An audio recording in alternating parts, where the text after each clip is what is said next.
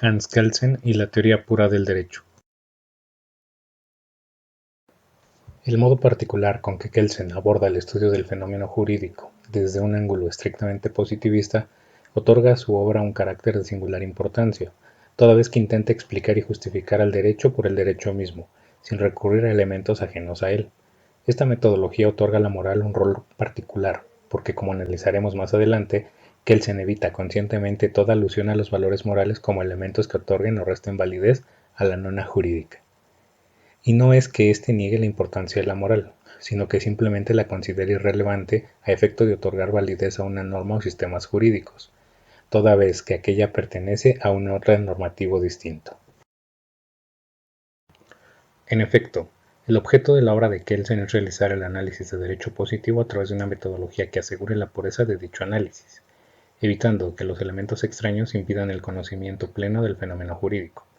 La teoría pura del derecho, señala textualmente el propio Kelsen en su libro de título homónimo, constituye una teoría sobre el derecho positivo. Se trata de una teoría sobre el derecho positivo en general y no de una teoría sobre un orden jurídico específico. Es una doctrina general sobre el derecho. Más adelante, en la misma obra, Kelsen precisa: al caracterizarse como una doctrina pura con respecto del derecho, lo hace porque quiere obtener solamente un conocimiento orientado hacia el derecho, y porque desearía excluir de ese conocimiento lo que no pertenece al objeto precisamente determinado como jurídico. Vale decir, quiere liberar a la ciencia jurídica de todos los elementos que le son extraños. Este es su principio fundamental en cuanto al método.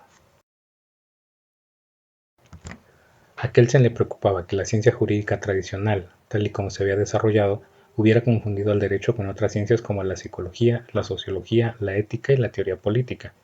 Confusión que puede explicarse, dice Kelsen, por referirse a esas ciencias a objetos que, indudablemente, se encuentran en estrecha relación con el derecho. Cuando la teoría pura del derecho emprende la tarea de delimitar el conocimiento del derecho frente a esas disciplinas, no lo hace, por cierto, por ignorancia o rechazo de la relación, sino porque busca evitar un sincretismo metódico que oscurece la esencia de la ciencia jurídica y borra los límites que le traza la naturaleza de su objeto. En resumen, lo que la teoría pura del derecho pretende con dicho método es, única y exclusivamente, insiste Kelsen, distinguir su objeto. En otras palabras, intenta dar respuesta a la pregunta de qué sea el derecho y cómo sea, pero no en cambio a la pregunta de cómo el derecho deba ser o deba ser hecho. Es ciencia jurídica, no, en cambio, política jurídica. ¿Qué es entonces el derecho para Kelsen? El derecho, afirma, es un sistema de normas que regulan el comportamiento humano.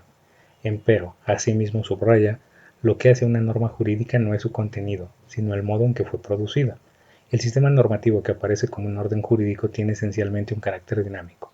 Una norma jurídica no vale por tener un contenido determinado, es decir, no vale porque su contenido puede inferirse mediante un argumento deductivo lógico, de una forma fundante básica presupuesta, sino por haber sido producida de una determinada manera, y en última instancia por haber sido producida de la manera determinada por una norma fundante básica presupuestaria. Por ello, y sólo por ello, pertenece la norma al orden jurídico, cuyas normas han sido producidas conforme a esa norma fundante básica. De este modo, y en congruencia con la metodología que busca establecer la pureza del derecho, éste no puede hallar su validez fuera del mismo orden jurídico, sino por y en virtud del mismo. Es decir, toca al derecho otorgar validez al propio derecho. Una norma jurídica ha de fundamentarse en otra, y ésta a su vez en otra más, hasta llegar a la cúspide de la famosa pirámide kelseniana. Esta es la forma en que Kelsen pretende eliminar la posibilidad de que el derecho funde su validez en normas de un sistema normativo distinto al jurídico, como pudiera ser la moral. De tal suerte, y es aquí donde la teoría kelseniana ha sido blanco de críticas muy severas, si el derecho es válido en virtud de su fuente y no por su contenido, a una norma le basta ser emitida conforme al procedimiento indicado en otra norma jurídica del propio sistema para gozar de plena validez y efectividad, con total independencia del contenido de esa norma, por aberrante, injusto o inmoral que este contenido sea. La cita textual de Kelsen corrobora lo anterior cuando afirma: cualquier contenido que sea puede ser derecho. No hay comportamiento humano que, en cuanto tal, por lo que es como contenido, esté excluido del ser contenido en una norma jurídica. ni la validez de una de ellas puede ser negada por contradecir su contenido al de otra norma perteneciente al orden jurídico, cuya norma fundante básica es el fundamento de la validez de la norma cuestionada. Es preciso indicar que la separación de poderes normativos a que Kelsen alude es de orden metodológico, lo cual puede enunciarse así: solo lo jurídico puede fundar y validar lo jurídico, solo la moral puede fundar y validar lo moral. Es contrario a la teoría pura del derecho pretender hallar la validez de un orden normativo como el jurídico en la moral. Por lo tanto, para Kelsen, la relación derecho-moral es metodológicamente intrascendente, a efectos de dar validez a una norma jurídica, lo cual no significa que Kelsen haya negado la existencia de sistemas jurídicos justos o injustos, cuestión que, con frecuencia, suele atribuírsele. La exigencia de distinguir el derecho de la moral y la ciencia jurídica de la ética, escribe Kelsen a propósito de lo anterior, significa que, desde el punto de vista de un conocimiento científico del derecho positivo, su legitimación a través de un orden moral diferente del orden jurídico es irrelevante, dado que la ciencia jurídica no tiene que aprobar o desaprobar su objeto, sino conocerlo y describirlo. Kelsen acepta que además de las normas jurídicas existen otras que regulan el comportamiento recíproco de los hombres. Por tanto, la ciencia jurídica no es la única disciplina orientada al conocimiento y descripción de las normas sociales. Esas otras normas sociales son la moral. Así, confirma Kelsen, en tanto la justicia es una exigencia de la moral, la relación entre la moral y el derecho queda comprendida en la relación entre la justicia y el derecho. Es decir, que este autor no niega la relación derecho-moral. Esta relación existe, pero no es objeto de estudio de la ciencia jurídica, sino de la moral, y se resumiría en relación derecho-justicia, cuyo análisis estaría encomendado a la ética, por más que los resultados de ese análisis en nada afectarían la validez de un sistema jurídico. Es decir, que para Kelsen una cosa es la validez del derecho y otra muy distinta su justicia o injusticia. Dicho de otro modo, la justicia o injusticia de un sistema jurídico en nada afecta su validez. La posición de Kelsen en relación con la justicia, o de otro modo, entre el derecho y la moral, está asignada por el relativismo, que no por el escepticismo ético. Ello significa que Kelsen niega la existencia no de los valores, sino de su carácter absoluto, esto es, de una sola moral, la cual, según él, únicamente puede admitirse a partir de una fe religiosa en la que la autoridad absoluta y trascendente es una divinidad. Si se niega, dice Kelsen, que lo que es bueno o justo según la moral sea bueno o justo en todas las circunstancias, y que lo que sea malo según este orden moral sea malo en todas las circunstancias, si se admite que en diferentes épocas, en pueblos diferentes, y hasta en un mismo pueblo dentro de diferentes estatus, clases y profesiones, existen sistemas morales válidos muy distintos entre sí contradictorios, que puede considerarse, bajo circunstancias distintas, bueno o malo, justo o injusto, a cosas diferentes, cosas que no pueden considerarse en todas las circunstancias posibles buenas o malas, justas o injustas. Si se acepta que solo hay valores morales relativos, entonces la afirmación de que las normas sociales tienen que contar con un contenido moral, de que tienen que ser justas para ser consideradas derecho, solo significa que esas normas tienen que contener algo que sea común a todos los sistemas morales, en cuanto a sistemas justos.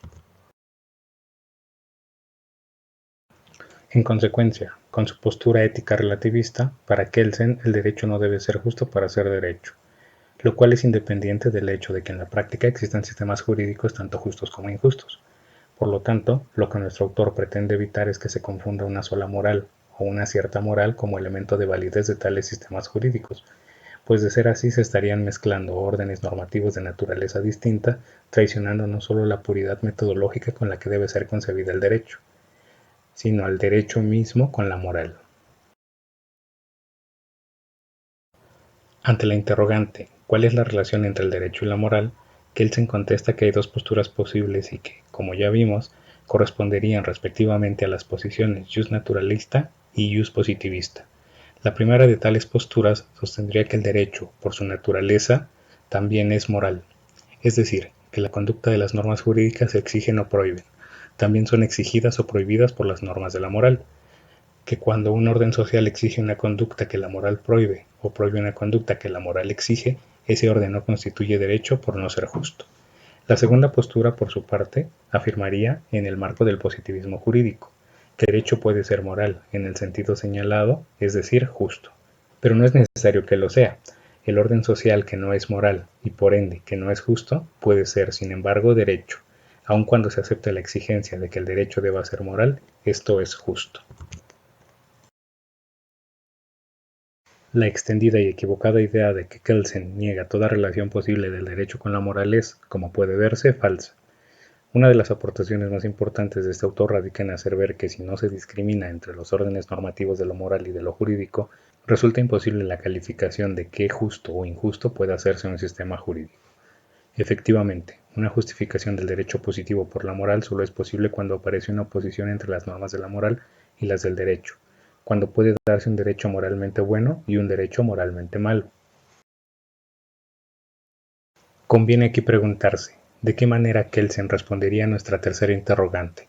¿Debe ser el derecho justo? Por supuesto, nuestro autor contestaría que el derecho para ser derecho no requiere de ser justo, pues su validez demanda exclusivamente que se cumpla con una condición formal, a saber, que en su elaboración se hayan observado las formalidades de que la norma jurídica prescriba. Por lo demás, en torno a la exigencia de que el derecho deba ser justo, no queda más que responder que dado que la justicia se da en relación derecho-moral, tal relación operaría solo en el ámbito de la moral relativa, a la cual, cabe aceptar, el derecho debe estar subordinado. Así, dice Kelsen, si solo se presupone un valor moral relativo, la exigencia de que el derecho deba ser moral, lo que implica que deba ser justo, solo puede significar que la configuración del derecho positivo debe corresponder a un determinado sistema moral, entre los muchos posibles, con lo cual, con todo, no se excluye la posibilidad de que la exigencia de que la conformación del derecho positivo deba corresponder a otro sistema moral, con el cual posiblemente de hecho concuerda, aun contrariando alguno de los diferentes sistemas morales. En consecuencia, continúa Kelsen, si bajo el presupuesto de valores puramente relativos se formula la exigencia de que, en general, se distinga el derecho de la moral y, en especial, al derecho de la justicia, ello no quiere decir, por acaso, que el derecho nada tenga que ver con la moral o con la justicia. No quiere decir que el concepto de derecho no se subordine al concepto del bien, puesto que el concepto del bien no puede ser determinado sino como lo debido, correspondiente a una norma, y si se define el derecho como norma, ello implica que lo conforme a derecho es bueno.